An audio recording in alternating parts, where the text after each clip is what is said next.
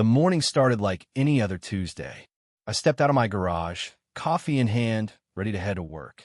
But there she was, Lisa Hammond, arms crossed, eyes boring into my Tesla like it had personally offended her.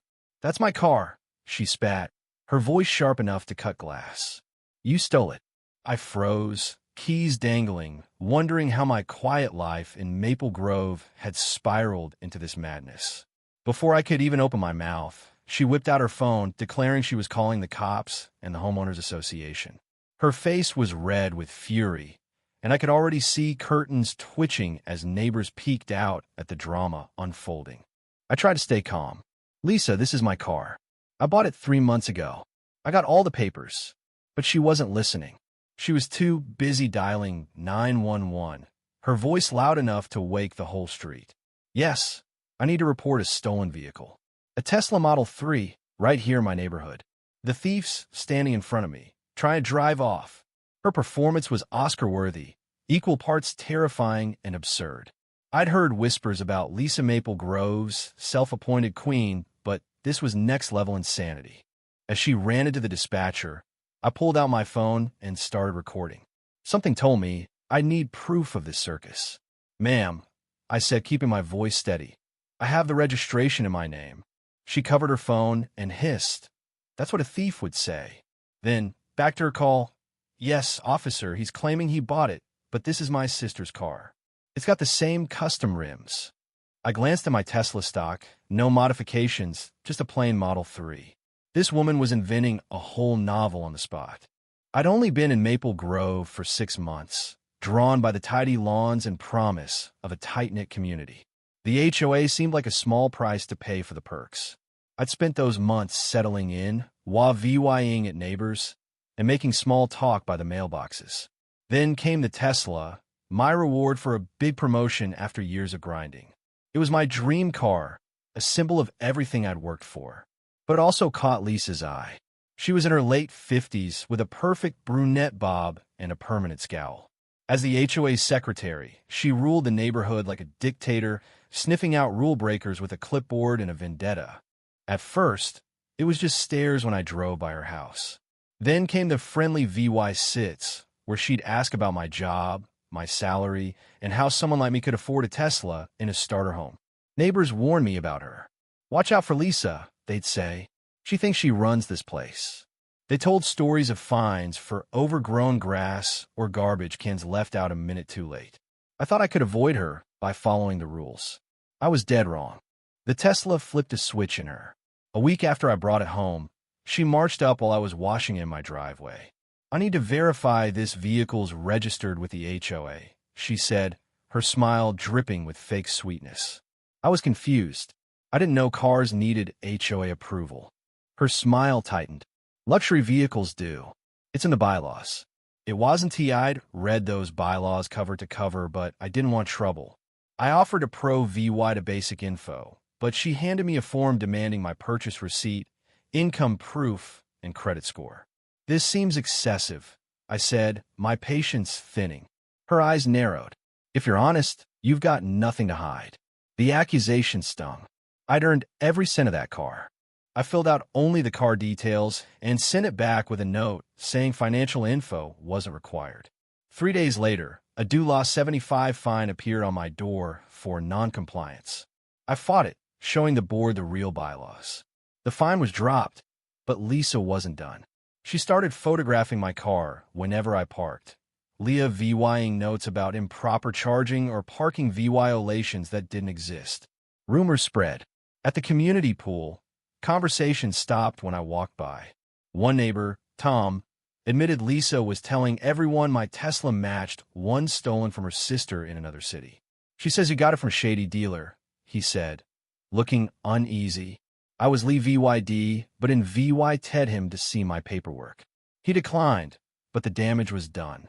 I installed security cameras due $2,000 I hadn't planned to spend. They caught Lisa circling my house, staring at my car like it was her lost treasure. She asked neighbors about my schedule, when I left, when I'd be back. It wasn't just annoying, it was creepy. Then, one day, I came home from a store and found her in my driveway, peering into my Tesla's windows. "I'm checking the VIN," she said, not even embarrassed. My sister's car had a dashboard mark. I stepped between her and the car. Lisa, you're trespassing. If you think it's stolen, call the police. She scoffed. We'll see who the criminal is. I reported her to the HOA and police, but they could only issue a warning. Things got worse. One day, distracted by a work call, I left my garage open. When I glanced out the kitchen window, there she was inside my garage, trying to open my Tesla's door. My phone had been buzzing with security alerts, but I'd silenced it. The footage showed her sneaking in after casing the street. This wasn't harassment anymore. It was a crime. I grabbed my phone, started recording, and stepped into the garage. Lisa, what are you doing? She spun around, but didn't miss a beat. This car is stolen. My sister's been searching for it. Her voice was a shout, like volume made her lies true. I kept filming. You're trespassing and trying to break into my car. I've called the police. I hadn't yet, but it felt necessary. She got louder. This is my sister's car. I have the title at home. Then she pulled out a set of keys, while VYing them like proof. These are the spares. They'll work. She jammed a random key into the door. It didn't fit. You changed the locks, she screamed, her face twisting with rage. I called 911 for real, my heart pounding. Lisa kept ranting, claiming my charging port was a modification on her sister's car.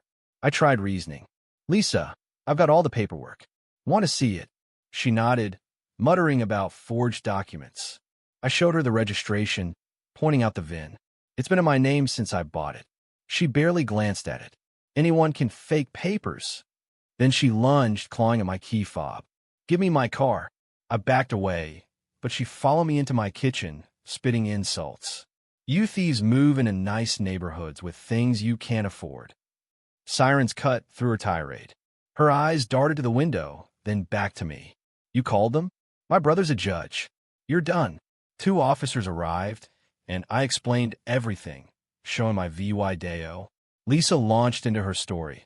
I'm Lisa Hammond, HOA secretary. This man stole my sister's Tesla. The senior officer asked for my documents, which I pro-VY dead.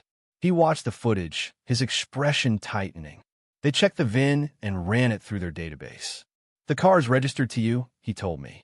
To Lisa, ma'am, there's no record of a stolen Tesla like this. Where's her title? Her confidence cracked. It's a home. The officer shook his head. We've got enough here for trespassing, attempted theft, and breaking and entering. Lisa's face went pale as they cuffed her. This is a mistake. I'm a respected resident.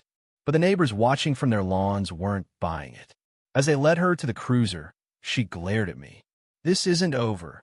The officers took my statement and suggested a restraining order. We've had complaints about her before, one said quietly. You did right by recording. Exhausted, I sat on my steps. An older neighbor, Margaret, approached. You okay? She asked. I nodded weakly. She sat beside me. Lisa's been terrorizing this place for years. The HOA let her because she did their dirty work. I was stunned. Why didn't anyone stop her? Margaret sighed. Fear. Laziness. We all just ducked her radar. Her words stuck with me. That night, my phone lit up with messages from neighbors sharing their own Lisa stories. The community app exploded with debates. Some defended her, but most were relieved. The HOA sent a vague email distancing themselves from Lisa's actions. At an emergency meeting, they announced her resignation and new rules to curb abuse. Neighbors shared tales of her tyranny, fines for medical vans, measuring grass with a ruler. It was clear Lisa's obsession with me wasn't unique, just the breaking point. The board admitted they'd ignored complaints about her for years, letting her control fester. Lisa's story unraveled in court. There was no sister, no stolen Tesla. She'd wanted one herself, but couldn't afford it after a divorce. Her ex-husband's new Tesla had fueled her bitterness, and my car became her fixation. A journal she kept detailed my routine, my suspicious habits like washing my car, and fake titles she'd drawn up.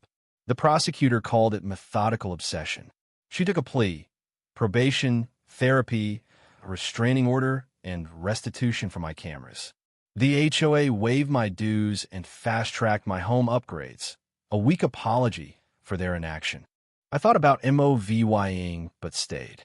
Maple Grove rallied around me, and I made real friends. Lisa's absence let the neighborhood breathe. We brought back the block party, kids played freely, and I joined the HOA to rewrite bylaws and start a good neighbor program. Meeting Lisa's ex-husband months later, he said something haunting. She could have bought that Tesla.